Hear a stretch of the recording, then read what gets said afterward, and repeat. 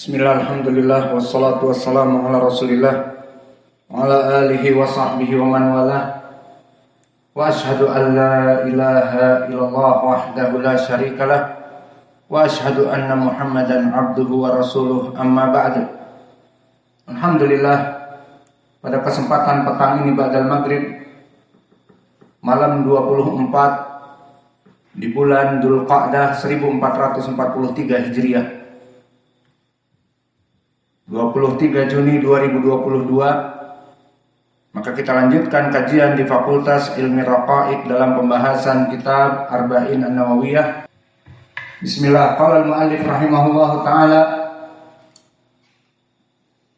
di dalam hadis ini barakallahu fikum, hadis yang banyak sekali faidah dari segi akidah dan keyakinan, yang mana hadis ini telah kita syarah sebagian di hadis Ibnu Abbas di saat dia dibonceng oleh Nabi Muhammad SAW. Maka Nabi Muhammad di saat membonceng Ibnu Abbas yang merupakan sepupunya dan dia usianya sekitar 50-an dan sepupunya masih muda belia, maka Nabi Muhammad menjadikan sepupunya ini bagaikan orang yang dewasa dan diberikan faidah-faidah yang agung tentang akidah. Ini alima kalimatin, aku akan mengajari kamu dengan kalimat. Pertama, ihfadillah yahfadka, yang maknanya telah kita jelaskan di pelajaran kemarin. Barang siapa yang menjaga syariat-syariat Allah, itu idofahnya. Ihfadillah bukan menjaga Allah bagaikan Allah itu dijaga kayak anak kecil, bukan, tetapi dijaga dari perintah dan larangannya, menjadi orang yang bertakwa. Maka yahfadka, al-jaza min jinsil amal, Allah akan menjaga kamu. Dan telah kita syarah di pelajaran yang lalu bagaimana Allah menjaga kita dari badan kita, dari anak-anak kita, dan bahkan setelah kita meninggal akan dijaga oleh Allah dari apa yang kita tinggal. Kemudian telah kita masuk juga kepada syarah idza sa'alta fas'alillah wa idza sta'anta fasta'in billah. Maka jika kalian berdoa, berdoalah kepada Allah, dan meminta bantuanlah kepada Allah. Telah dibahas bahwa meminta bantuan kepada Allah ibadah di saat kita butuh kepadanya. Namun tidak menafikan kita juga boleh meminta bantuan kepada manusia dengan syarat manusia itu hadir, mendengar, dan dia kalau mampu ya mampu. Kita meminta bantuan sesuai ucapan Allah, wa ta'awanu 'alal birri wat taqwa. Namun jika meminta bantuan kepada mayit, kepada wali yang sudah meninggal, atau kepada jin, syaitan, Nyi Roro Kidul dan sebagainya, maka ini masuk kepada kesyirikan dan telah selesai pembahasannya. Kemudian kita masuk kepada alinea yang berikutnya. Wa'lam annal ummata law jitama'at ala an yanfa'uka bi syai'in lam yanfa'uka illa bi syai'in qad katabahu Allahu laka.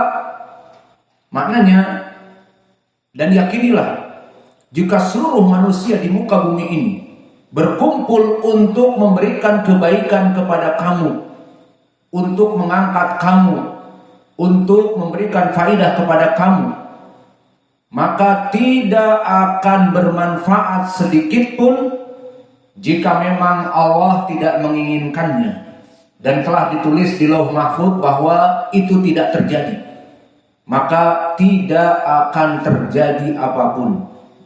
Kebalikannya, walau istama'u ala an yadurruka bi syai'in lam yadurruka illa bi syai'in qad katabahu Allahu 'alaik. Dan begitupun jika seluruh manusia memusuhi kamu dan ingin mencelakakan kamu dan memusuhi dakwah kamu, semuanya membicarakan keburukan kamu, ingin menjatuhkan, mendiskreditkan nama kamu dan pondok kamu, maka jika memang itu Allah takdirkan, telah tertulis di Lauh Mahfuz tidak terjadi, maka tidak akan bermanfaat apa yang mereka usahakan. Rufi'atil aqlam wa jafatus suhuf. maka telah kering dari tinta dan telah ditutup kitab pencatatan. Disebutkan oleh para ulama bahwa ini adalah kinayah bahwa sesuatu telah digariskan, tidak bisa dirubah lagi. Maka untuk lafaz yang kita terjemahkan tadi, bahwa kita manusia yang hidup di muka bumi ini dari kaum muslimin wajib beriman kepada al-qada dan qadar. Maka dari keutamaan hadis ini membahas tentang al-qada wal qadar. Dari segi pertama, segala sesuatu yang ada di muka bumi ini semuanya berkumpul untuk memberikan kebaikan kepada kamu, tapi kalau Allah tidak inginkan, tidak akan terjadi. Maka ini dari permasalahan al-qada dan qadar, bahwa Allah telah menjadikan segala sesuatu dengan qadarnya. Sesuai ucapan Allah Jalla wa Ala, inna kulla syai'in khalaqnahu biqadar. Dan ayat ini, inna kulla syai'in khalaqnahu biqadar, bahwa sungguhnya segala sesuatu itu telah kami catat dan tulis di Lauh Mahfuz qadarnya. Ayat ini sebab turunnya adalah kisah yang datang diriwayatkan oleh Imam Muslim dari Abi Hurairah, ja'a musyriku Quraisy yuhasimuna Rasulullah sallallahu alaihi wasallam fil qadar. Bahwa datang orang-orang musyrik Quraisy, mereka berjidal dengan Nabi tentang permasalahan qadar. Maka turunlah ayat ini. Inna kulla syai'in khalaqnahu biqadar, bahwa segala sesuatu itu telah digariskan dan ditakdirkan dengan qada dan qadar Allah Jalla wa Ala. Maka ucapan yang panjang tadi, jika seluruh manusia berkumpul untuk kebaikan kepadamu atau berkumpul untuk kecelakaan kamu, namun jika Allah telah menuliskan di Lauh Mahfuz tidak terjadi, maka tidak akan terjadi. Maka oleh sebab itu di Al-Quran Allah berfirman, "Qul la yusibana illa ma kataballahu lana." Katakanlah wahai Muhammad, la yusibana, tidak akan menimpa kecelakaan kepada kami illa ma kataballahu lana, kecuali yang memang sudah ditakdirkan akan menimpa kami. Maka apapun yang terjadi tidak akan sesuai dengan keinginan kita jika Allah tidak menginginkannya. Dan apa-apa yang terjadi sesuai dengan keinginan kita jika Allah menginginkan seperti keinginan kita. Maka Allah berfirman di dalam ayat Al-Quran juga, ma asaba min musibatin illa biidznillah. Maka tidak ada seorang yang mendapatkan musibah kecuali keburukan itu diizinkan oleh Allah untuk menimpa kepada seseorang. Maka dengan meyakini ilmu al-qada wal qadar, kita akan menjadi manusia yang pandai bersyukur dan cepat bertobat kepada Allah. Karena dengan kita mengetahui al-qada dan qadar, jika menimpa kepada kita keburukan, kita menerima. Dan jika kita dalam keadaan kebaikan, kita bersyukur. Itulah dari al-qada dan qadar kita hidup di dunia. Maka oleh sebab itu, Nabi Muhammad di dalam hadis yang lain diriwayatkan oleh Imam Muslim dari Suhaib bin Sinan berkata, ajaban li amril mu'min, fa inna amrahu kulluhu khair. Idza asabathu syarra syakara, wa idza asabathu dharra sabara, fa kana khairan lahu. Maknanya sangat mengagumkan perilaku dari kaum muslimin yang hidup di muka bumi ini.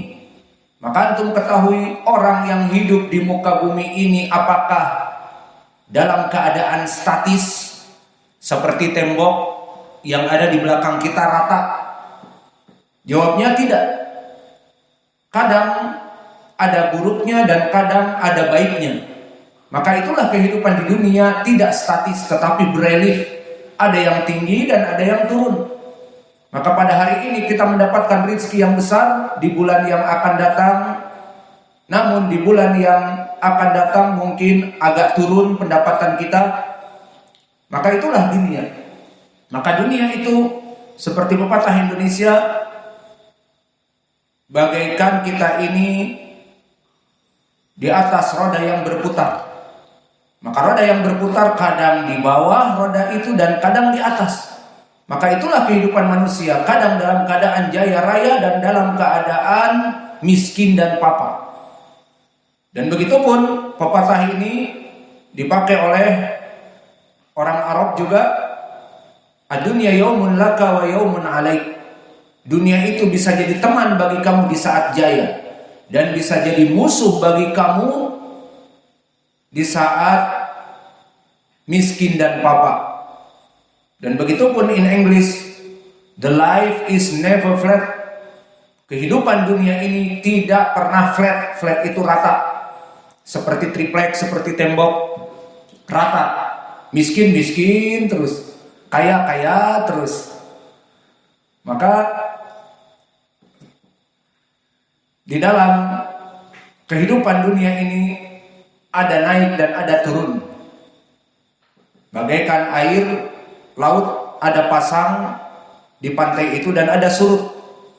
Maka oleh sebab itu Nabi mengatakan sifat mukmin di kehidupan dunia yang ada pasang dan surut, yang ada naik dan turun, tidak flat, tidak statis. Orang mukmin ini dikagumi oleh Nabi karena mengeluarkan dua senjata. Pandai-pandai mengeluarkan dua senjata. Di saat dunia mendukungnya dalam keadaan jaya raya, pandai bersyukur. Senjatanya syukur.